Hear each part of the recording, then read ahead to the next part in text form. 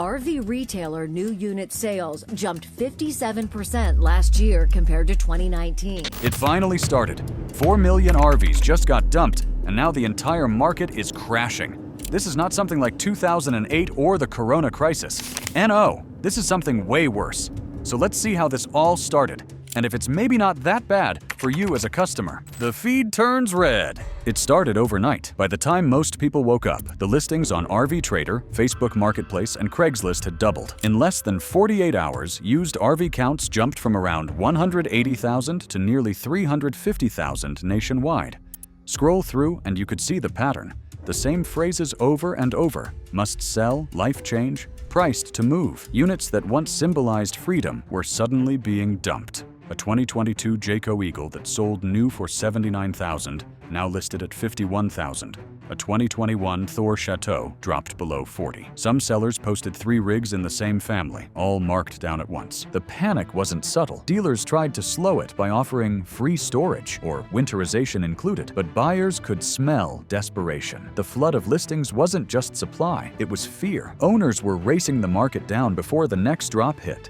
Each refresh brought hundreds more uploads, like a digital run on the banks, except the banks were driveways. This wasn't a seasonal dip, it was a full-blown unloading. But those listings were only the smoke. The real fire started inside the banks. What happened next showed why even the best-kept rig suddenly became financial deadweight. Rate whiplash. The collapse moved from the browser to the balance sheet. Interest rates that sat near 3% during the boom now hovered past 8%. That single number doubled monthly payments on average-priced rigs. A typical $78,000 fifth wheel that once cost $520 a month now sat closer to $940. Banks called it market adjustment. Owners called it panic math. Lenders began rejecting refinance requests that had been easy approvals a year earlier. Many discovered they owed more than the rigs were worth.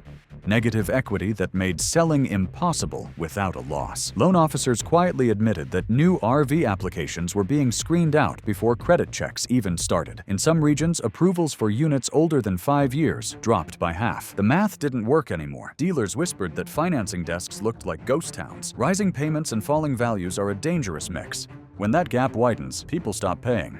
And when people stop paying, the trucks start rolling. And when buyers stopped qualifying, the repos started rolling. If you've seen dealers hiding these price drops or families struggling to sell, hit like and drop a comment below. Every shared story helps expose how deep this goes, and it tells YouTube to push this truth to more owners. Keys on the counter. Before dawn, tow rigs began appearing outside suburban driveways and storage lots. The first wave of repossessions hit quietly. By midsummer, recovery contractors in Indiana, Florida, and Texas reported double their usual workload. Insurance carriers leaked data showing RV delinquencies up nearly 60% year over year. It was no longer just missed payments. It was surrender by exhaustion. Dealers tried to hide the damage by parking repos behind service bays, but satellite photos told the truth. Rows of units stretching beyond the fences. Some had hold tags from banks waiting to liquidate. Others were owner returns, still stocked with bedding and coffee mugs. You could tell families hadn't planned to give them up. Negative equity turned each rig into an anchor. When resale values dropped faster than loan balances, walking away became the only math that made sense. Many owners simply left keys and titles on dealer counters. Staff called it the mourning pile. The human side of a market correction isn't headlines, it's silence and shame. But the biggest reason for the flood wasn't debt, it was overproduction. The math no one admits. Between 2020 and 2023, the RV industry went into overdrive. Factories in Elkhart, Indiana, and Forest City, Iowa pushed past 1 million units per year, chasing pandemic demand that looked endless. Cheap credit, stimulus money, and the fantasy of remote living made it feel safe to build more. Executives bragged about record quarters. Dealers took every unit they could get. The problem, demand was borrowed from the future. When demand collapsed, 4 million extra rigs flooded the market. Storage lots from Arizona to Pennsylvania overflow with sun-bleached units nobody will haul. Factories slowed too late. Each unsold coach adds weight, forcing deeper price cuts across the industry. No one wants to say it publicly, but the production math was never sustainable. Too many rigs, too few qualified buyers, and too much credit chasing a fading lifestyle. And when too many rigs chase too few buyers, price gravity does the rest. Price gravity.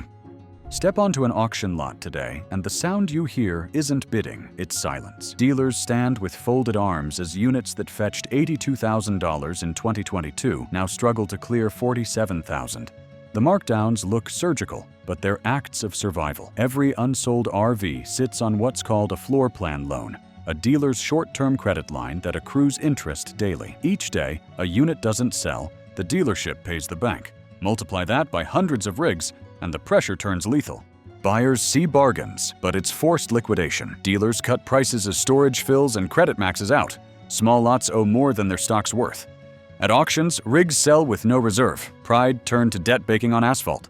To survive, dealerships started rewriting the math, and you're paying for it. The next move wasn't honesty. It was reinvention dressed up as a discount. Dealer survival games. When profit vanished from the sticker price, dealers moved it to the paperwork. 0% financing, instant rebate, and employee pricing sounded like salvation, but every perk had a catch.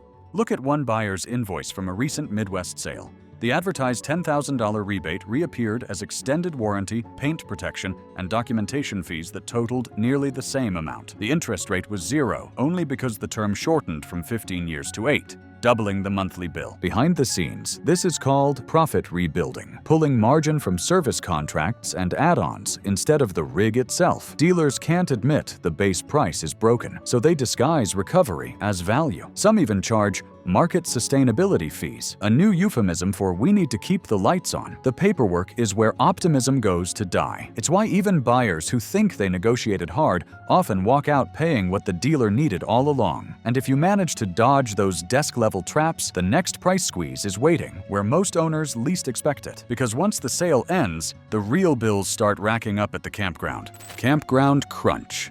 For years, the campground was the last refuge of affordable escape. Not anymore. After travel demand fell, corporate park chains like Sun Outdoors and Equity Lifestyle Properties began buying smaller parks and raising nightly rates from $35 to $65. They blamed maintenance and insurance, but internal filings showed profit goals driving the hikes. Families who once paid $800 a month for seasonal sites now face nearly double that. These hikes are corporate recovery plans.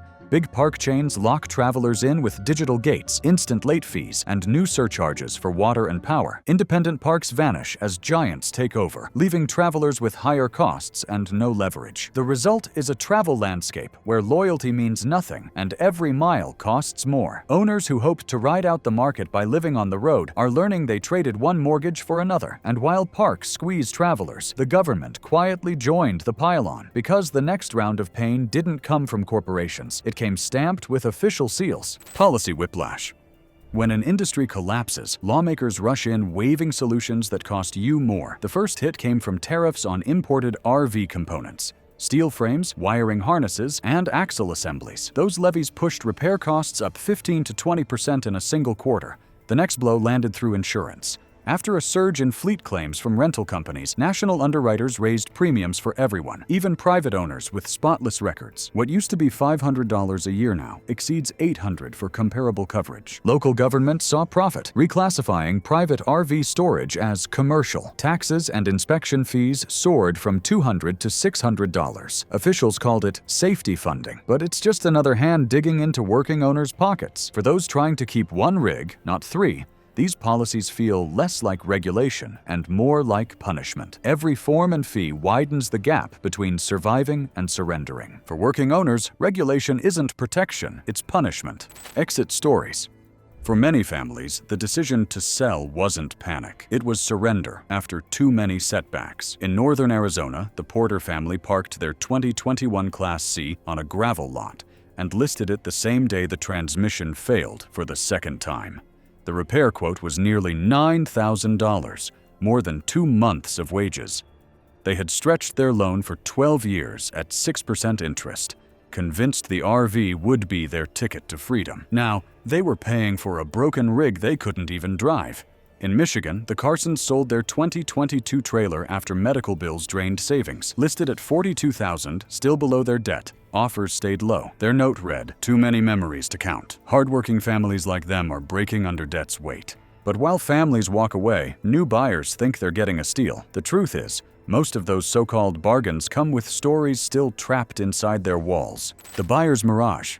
Every crash attracts treasure hunters. Scroll through listings and the deals look impossible. Late model Class A coaches priced at half their original value, pristine fifth wheels with barely 10,000 miles. But when inspectors start peeling back the panels, the truth leaks out, sometimes literally. A clean-looking 2022 rig in Florida showed no damage in photos, yet its VIN report revealed flood exposure from last year's hurricane season. Another buyer in Oregon learned his lightly used motorhome had sat for 18 months in storage without maintenance, leaving tires dry-rotted and seals cracked. These rigs sell fast because as-is shifts all risk to you. Dealers hide behind rebuilt titles and buybacks.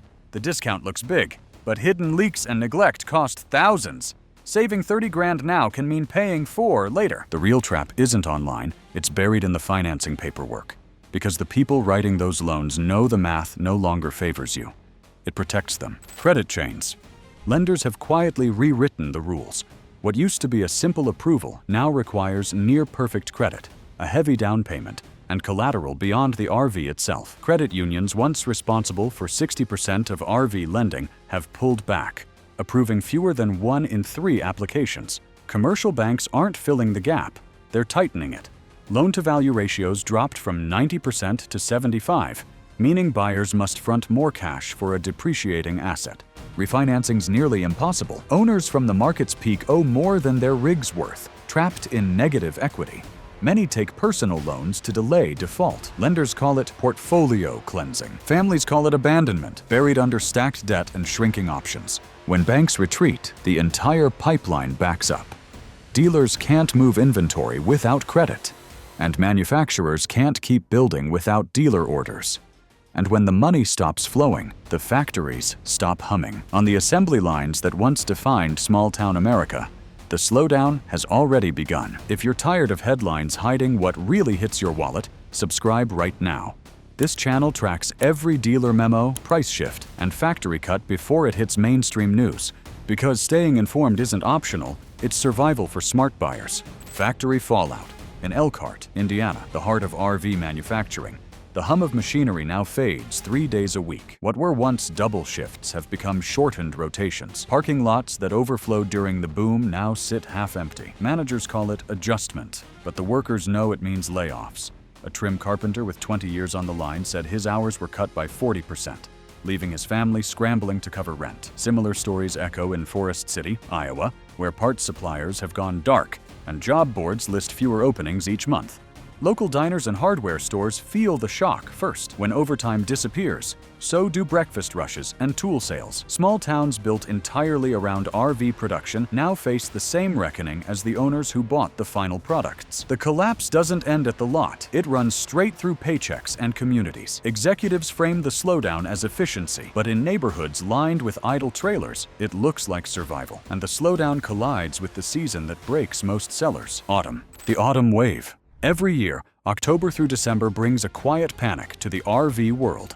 But this year, the panic is visible. Listings spike as owners rush to unload rigs before winter storage fees arrive. On R-vee Trader alone, total used listings climbed by nearly 30% in 6 weeks. Dealers call it seasonal adjustment, but it's really forced liquidation season. The pressure isn't emotional, it's mathematical. Storage can cost $200 a month. And insurance renewal hits right after the holidays. Many sellers would rather take a loss now than carry that cost through the snow. At auctions, markdowns deepen weekly. Data shows the steepest drops from late October to mid-December as sales fall 40%. Families and fleets dump rigs together. It's not seasonal, it's desperation on a schedule. Prices melting faster than snow. By the time snow hits, the numbers behind this collapse tell a bigger story.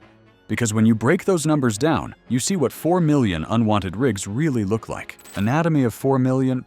It's easy to hear 4 million units and think it's just a headline, but that number has a shape, and it fills entire fields. Roughly 45% of the glut are travel trailers, lightweight models that flooded the market during the pandemic boom. Another 25% are fifth wheels, large and costly to tow. About 20% are Class A and Class C motorhomes, and the final 10% are everything else: toy haulers, camper vans, and unfinished shells. Together, they stretch across storage yards, auction fields, and port lots from Oregon to Pennsylvania. Aerial shots from Indiana show acres of unsold rigs. Dust, thick as paint. Factories still build while transporters overflow. Even fairgrounds hold excess stock. This isn't a correction. It's a traffic jam of fiberglass, debt, and vanished demand. But chaos always creates one window for buyers who know what to look for. And if you're patient and smart, that window could save you thousands instead of costing them. How to buy in a crash without getting crushed? In a collapsing market, the only winners are the informed. Start with inspection, not emotion. Any rig built between 2020 and 2022 needs extra scrutiny. Those were high-volume years when manufacturers cut corners to meet demand.